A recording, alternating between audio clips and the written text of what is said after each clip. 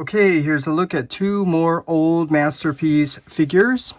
This is Spindrift, Fans Toys' first version of a Masterpiece scaled Seaspray. And this is Neptune, X-Transbots version of a Masterpiece scaled Seaspray.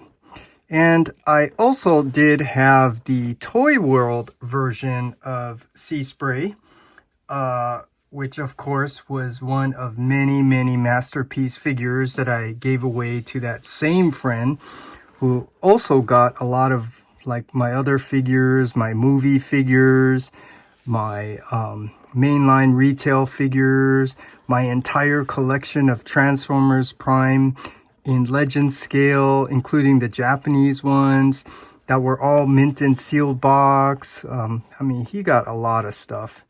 But anyways, I'm sure you'll all agree that giving away the Toy World version of Seaspray is okay, because these two are definitely much better. So with that, let's just go over them. So here is a look at Fans Toys' first version. And this is the older Masterpiece. So, you know, it does have all these extra detail here that's not very tune accurate. So yeah, that's why it's not very tune accurate. And the way I define the old Masterpiece, it's kind of like a fusion between the toy and cartoon with a little bit of, you know, their own designs added to it. So here, like the details on the side of his chest here, that's actually the detail from the G1 toy, which was actually the sticker. And then you could see there's like some other little detail here, but they kept this really simple, which is still nice. But a lot of people have a lot of complaints about this because, well, I'm not sure what everyone's complaint is, but I know, you know, some of them is because it doesn't really capture the essence of Seaspray. Specifically, you know, his signature belly is missing here.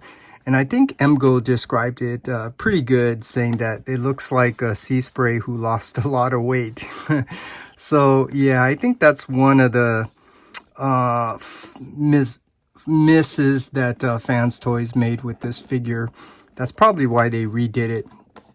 But Fans Toys did stay true to their design, which is the heroic look. You know, the longer legs and the shorter torso, so you could see the proportion is consistent with the heroic look. And they did try to design their own representation of Seaspray, but I think, yeah, I think this is where they kind of made a big miss, because they really lost that signature piece of the belly. So that's why it kind of doesn't really feel too much like Seaspray.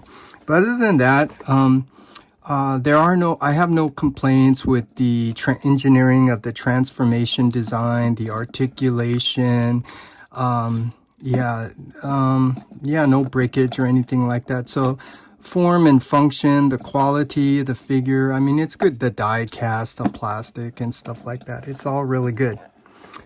And then there was X-Transbots version, which you know, a lot of people have always said that, yeah, this is really a great figure. And I was always trying to figure out why they said that. I mean, it looks nice, but for me, I'm telling you, the very first visual aesthetic problem that I had with this is that proportions looked off. It looks like he has a longer torso and shorter legs. But to be objective, I did literally take a ruler and measure it. And the legs are about, you know, I don't remember. I think it's close to 2.5 inches. And this one's just maybe a little bit shorter. So proportionately, it is correct. And I'm trying to figure out why. And then maybe it's because it's darker feet. So it looks like, you know, it's, you know, you're seeing this length and then just the length of the yellow part. But no, I'm trying to figure out then the proportion of the width of the shoulders to the width here of the length of the torso. No, but then I kind of figured it out. trying to prepare for this video. I think it's the size of his hips. Now you could see the size of his hips look really short. So they're kind of like 1, 2, 3, 4, 5. That's a little bit too much. This is not a good comparison because this is like the stylized version, but you could see the hips proportion relationship in relation to the chest is a little bit bigger. Here you could see the relationship between the hips and the chest. It's definitely smaller. So yeah, I'm just telling you, that's just the visual aesthetics that kind of threw it off. But other than that, I have to admit there are many things that I really do like about this figure. So the criteria for this is old masterpiece. So it's all the, how well did they handle all the attention to the detail, how well did they capture some of the toy and toon aesthetics, and I think they did a really great job. So just taking a closer look, like you could see that first of all, the nice materials, they use that transparent for the windows. And then there is, you can't really see it here, but there's a windshield wiper there, little details here on the circle part of his knee, which this part I think is really cool because you see that details kind of like a plus sign. I like how they echoed that same design up here, and that's actually a design element here. They call echoing. So what they did here, they also echoed it up here. So I think that's really cool. And then as you go up, you could see the little rectangle here. That is, you know, a detail in the cartoon, but they chose to paint it to give it like a little accent, which is really nice. The nice transparent blue window. The same thing with the windshield wipers up here. You could see all the details. They did a really nice job on this. And I just want to point out something about, you know, all the details. You can make a mistake by overly detailing it.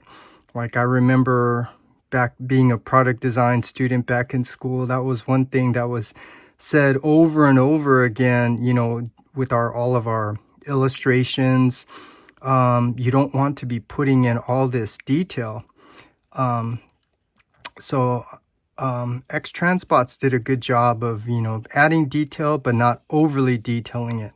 And part of the reason why I said that was because I wanted to share a little history that, you know, there were a lot of Chinese people that came over wanting to go to Art Center in Pasadena. And those were the ones that were always guilty of just putting in all this detail.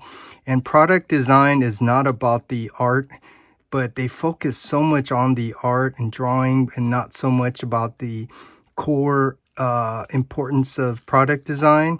And I say that because, you know, it's funny how there's some third-party companies, I mean, the stuff they make is overly detailed, and I mean, I can just point out so many issues with it, but it just looks like a big old blob. Like you can't even identify the shoulders, the arms, the torso. It just looks like a big blob. And, you know, I'm just wondering if it's some of those students, because that's not good design. But anyways, this one, I'm just saying, I think they did a really good job. You want to have details. They did a nice job on the details. They did not overly detail it. And the other cool things about it is you could see they did a nice metallic paint finish here compared to Fans Toys' first version. And then they did also give you the nice transparent windows for the nice transparent blue windows. Fans Toys did give you a little bit of that, but just down here. And so yeah, I think this one's really cool. There is some die cast in here, and yeah, let's get a close-up look at his face. I'm being nitpicky here, but you know, because all the decades of figure drawing, I'm very aware of proportion. I think this head could have been a little bit wider, because I think it looks a little bit too thin. But anyways, Yeah, this is really nice. What was I gonna say? Yeah, oh, in terms of the transformation and stuff, that's something else I want to say. This is another figure. I think their engineering design for the transformation was actually really cool. And let me just point out some things here. Like you could see, you want to open up this, that little tab goes in there. And they made it so that this piece just comes out on a double hinge. And then you could lock it in here. I mean, the way they handled that, I mean, it's really cool. So, and I sigh because it's like, I don't know why their newer stuff. Well, actually, I think I do know why some of their newer figures just doesn't have the same nice engineering design as their older figures. And that's because I think X-Transbots is trying to do so much more. Like you look at their Omnibots or their, what is it? The black and white car. What is that called? Run Amok and Runabout. You know, trying to make it so you have the engine and then you can open the doors and the interior and their seats and stuff. That's not an alternator or a binal tech. And then all the extra joints and stuff, they're trying to put in too much stuff into all of their newer figures. So I think that's why these older figures are a little bit better. Because here you could see there is no, well, actually there is an ab crunch, or there is no, well, I guess there is. It's just, it's just, that's what I think. They're just trying to do too much with that, their newer stuff. But anyways, my point was this figure doesn't seem to have a lot of the issues like their newer stuff. It's not perfect. There are little difficulty areas, but it's not major. Like you could see the little two panels here. You need to pull this out, and pulling this out is also a little bit difficult. And then lifting up those little two panel pieces is a little difficult, but that's nothing major compared to like some of their other figures. And Fans Toys, their first version, I don't remember, but there was something similar to that, like these little small panel pieces. But anyways, I just wanted to point that out. And this is the reason why, or this is the one I'm going to transform into alt mode and keep in alt mode, because I think this does do a nice job capturing the G1 aesthetics, the original G1 aesthetics in a more realistic representation. And I found it, I was really happy to find out that TM also decided the exact same thing that I'm doing, which is he chooses to have this one in alt mode. And for robot mode, obviously, I want to have Fans Toys 2.0 version, and that's because my preference is more the Toon aesthetics. And so here you could just see all three. So this one, they did a much better job improving it. This one now does look like more like Seaspray, but they did capture, you know, some of their own designs, that kind of heroic look. And I did do kind of like a sketch to try to illustrate this, but you know, first of all, to be cartoon accurate, he would have to have kind of like that belly shape. But the way they kind of made it more heroic, they kind of lifted it all up. So yeah, I think they did a nice job. And this figure, you know, yeah, I have no issues with this figure. Well, actually, I do have one. I can compare it here. I mean, this is not a good comparison because these are the older Masterpiece figures. This is newer, so it should be Toon design. So you could see how this point here, there's also a point at the end, but it should be painted yellow to be very Toon accurate. So with that, let me just show you comparison of the, compare this with the cartoon, and you could see that yeah, they did a nice job capturing the Tune aesthetics. And then the back, this is exactly what I was telling you. The back there, it should be painted yellow. So yeah. So anyways, I'm just rambling. So this is going to be my masterpiece in robot mode. And I'm going to transform this one to alt mode, and he's going to stay in alt mode. But just to make this video a little longer, I just wanted to go over like a lot of the accessories X-Transbots gave you. I mean, I'm not going to use, well, I could use these in alt mode, but man, X-Transbots, you know, this is what they do. They give you all these accessories. So first of all, you get these skis with this nice transparent blue to replicate the sea, and the handlebars, so you can have Bumblebee. Let me see, Bumblebee. You can have Bumblebee, the old version, attached here, and Seaspray, kind of like replicating that scene from the cartoon. So that's cool.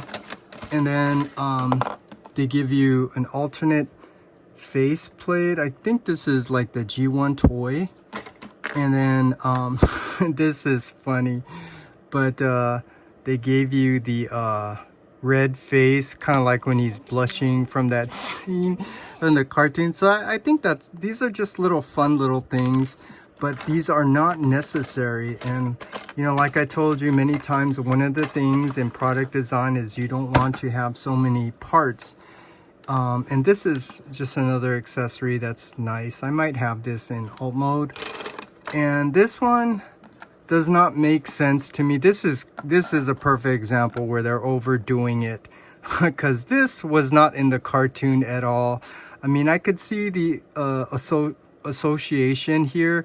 I mean, Seaspray, right? The sea, he's like near the ocean and stuff, and so you have like a beach ball and a bucket in the sand to make sand castles and stuff. I mean, this is, I guess it's fun. I mean, look at who your target audience is. You're not targeting like 7-8-year-olds. You're targeting adult collectors. So this was definitely not necessary, and an example of what I'm telling you, how X-Transbots kind of really overdoes it on some things.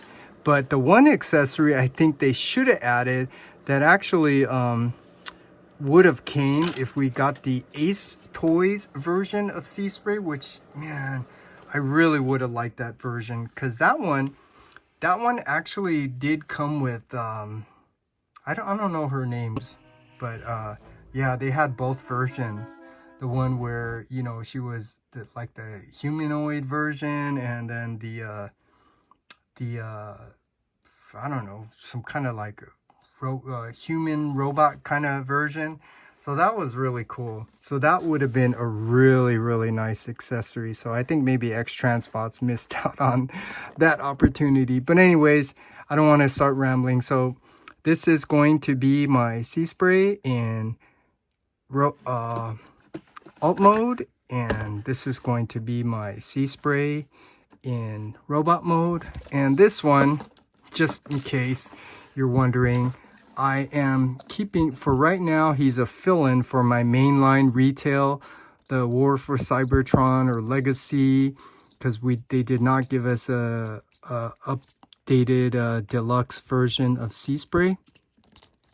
But I'm kind of customizing him to be a little bit shorter, so he scales better with those. I didn't bring him out, but yeah, so he goes with the mainline retail figures, kind of like this. So you could see he's gonna sit with the Cosmos and Warpath, and then I think we need what, Power Glide and somebody else for the mainline retail. So that's what I'm gonna have. So now let's go ahead and transform Seaspray into alt mode and take a look at that.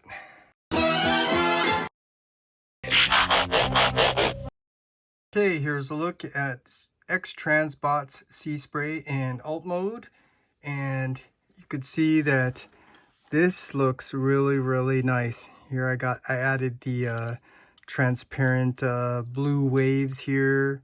So you could see, yeah, they did a really nice job. And let me tell you, transforming this was actually pretty fun. And as I was transforming it, I was like, why can't all their newer figures be, you know, a little bit more simpler, kind of like this one. But anyways, this is what I have. And here is the original G1 Seaspray. So this is my old masterpiece figure, which is a representation of the original G1, but with a more realistic look to it. So that's ultimately what I'm trying to achieve with my old masterpiece figures. This looks really nice. And I know the last episode, I forgot to bring out the old Cosmos, so you could see what this looks like. So here is the old. So this is what I'm ultimately trying to do. Having the old masterpiece figures be representing the G1 in a masterpiece scale, but more with that realistic look to it. So that's it. That's my Seaspray that's going to stay in his alt mode. Alana! So you don't care for being a robot? I am what I am. Yeah, I guess it is better this way. But that doesn't mean I don't love you. We don't have to be the same outside to share the same feeling inside. No? No. Yeah!